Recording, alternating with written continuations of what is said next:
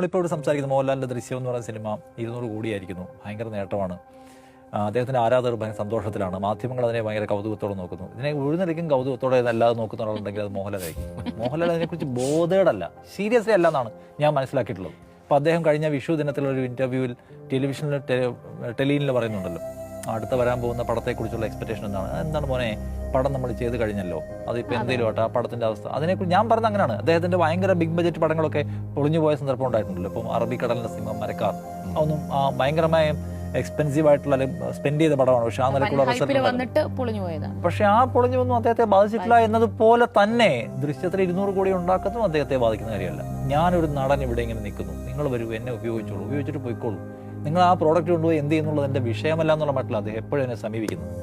ഒരു നിലയ്ക്കുള്ള ഞാൻ എപ്പോഴും പറയാറുള്ളതാണ്, റിപ്പീറ്റ് ചെയ്യാൻ എനിക്ക് തോന്നുന്നത് അതൊരു ഭയങ്കര ക്വാളിറ്റിയാണ്. ഒരു ബാഗേജും ഇല്ലാതെ സഞ്ചരിക്കുക, അതായത് എനിക്കൊരു ഭാരവും ഇല്ലാന്ന്. നിങ്ങൾ എന്നെ വല്ല കുറ്റവും പറഞ്ഞോ, അതിൻ്റെ പേരിൽ ദിവ്യ ദിവാകരനോട് പിണങ്ങിയേക്കാം എന്ന് വിചാരിക്കുന്നവരാ ബഹുഭൂരിഷം വരും. ഇതതില്ല.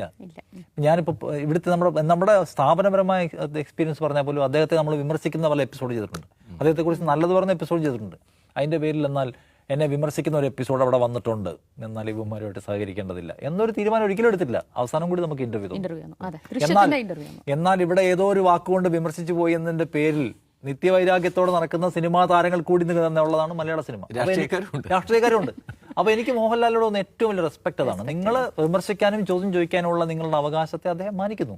അദ്ദേഹം ഒരു ഇന്റർവ്യൂവിലും, ഞാനും അദ്ദേഹത്തിൻ്റെ ഒരു ജന്മദിനത്തിൽ അദ്ദേഹത്തോട് ലൈവ് ഇന്റർവ്യൂ എടുത്തിട്ടുണ്ട്. അപ്പോൾ ഏതെങ്കിലും ഒരു ചോദ്യത്തിൽ അദ്ദേഹം അസ്വസ്ഥനാവുകയോ അല്ലെങ്കിൽ ഇറങ്ങിപ്പോവുകയോ അല്ലെങ്കിൽ ഒരു പ്രത്യേകം ഒരു മുൻവിധി സമീപനം വെച്ച് പുറത്ത് ഒന്നും ചെയ്യുന്നില്ല എന്ന് മാത്രമല്ല, എല്ലാത്തിനോടും അദ്ദേഹം വളരെ സൗഹാർദ്ദരൂപമുള്ള കാമായിട്ടുള്ള മറുപടി പറയുന്ന ഒരു മനുഷ്യൻ. അപ്പോൾ അദ്ദേഹത്തിനെ ഈ വിജയപരാജയങ്ങൾ സ്വാധീനിക്കുന്നില്ല. അദ്ദേഹം ഓഷോയൊക്കെ നിരന്തരം വായിക്കുന്ന ആളാണ്. അപ്പോൾ എനിക്ക് തോന്നുന്നത് ഈ പറഞ്ഞ ഭൗതികമായ വിജയപരാജയങ്ങൾ, സാമ്പത്തിക നഷ്ടങ്ങൾ, നേട്ടങ്ങളൊന്നും ബാധിക്കുന്നില്ല. അഭിനയിക്കാൻ അദ്ദേഹത്തിന് മേലിൽ ഉത്തരവാദിത്തത്തിൽ വരുന്ന പടങ്ങൾ അദ്ദേഹം അഭിനയിക്കുന്നു, അത് പലതും ഹിറ്റ് ഉണ്ടാക്കുന്നു. ഈ നേരത്തെ പറഞ്ഞ മലയാളികൾക്ക് അദ്ദേഹത്തോടുള്ളത് പല താരങ്ങളോടുള്ളത് പോലുള്ള ഒരു സ്നേഹമാണ്, അടുപ്പമാണ്. ലാലേട്ടൻ എന്ന ആൾക്കാർ വിളിക്കുന്നത് ആ അടുപ്പം കൊണ്ടാണ്. മറ്റു ചില താരങ്ങളുടെ ആളുകൾക്കുള്ള റെസ്പെക്റ്റാണ്. അദ്ദേഹം കണിശക്കാരനാണ്, കുറച്ച് അകന്ന് നിൽക്കാമെന്നൊക്കെ വിചാരിക്കുന്ന താരങ്ങളുണ്ട്. എന്നാൽ മോഹൻലാലിൻ്റെ കാര്യത്തിൽ അങ്ങനെയല്ല. മോഹൻലാൽ എന്ന് പറഞ്ഞാൽ അദ്ദേഹം ഭയങ്കര ഷൈ ആയിട്ടുള്ള ആൾക്കാർ എനിക്ക് തോന്നിയിട്ടില്ല കേട്ടോ. പൊതുവിടത്തിൽ പെരുമാറുന്നൊക്കെ ഭയങ്കര ഷൈനസ് മോഹൻലാലിനുണ്ട്. പക്ഷെ അപ്പോഴും അദ്ദേഹം എന്ത് ചെയ്യുന്നുള്ളൂ, നമുക്കൊരു ഡിസ്കംഫേർട്ട് ഫീൽ ചെയ്യിപ്പിക്കാത്ത തരത്തിൽ മലയാളികളുടെ കൂടെ ചേർന്ന് നിൽക്കുന്ന ഏതാണ്ട് എല്ലാത്തരം വേഷങ്ങളും ചെയ്തു പോയിട്ടുള്ള ഒരാൾ. ഞാൻ എൻ്റെ ഒരു എക്സ്പീരിയൻസ് പറയുകയാണെങ്കിൽ ഞാൻ ഇത്രയും ടാലൻറ്റഡ് ആയിട്ടുള്ള നായക നടന്മാർ ഇന്ത്യയിൽ ഉണ്ടായിട്ടില്ല എന്ന് പറയും. കാരണം എല്ലാ ഏരിയയും കവർ ചെയ്യാൻ പറ്റുന്ന ഒരാൾ.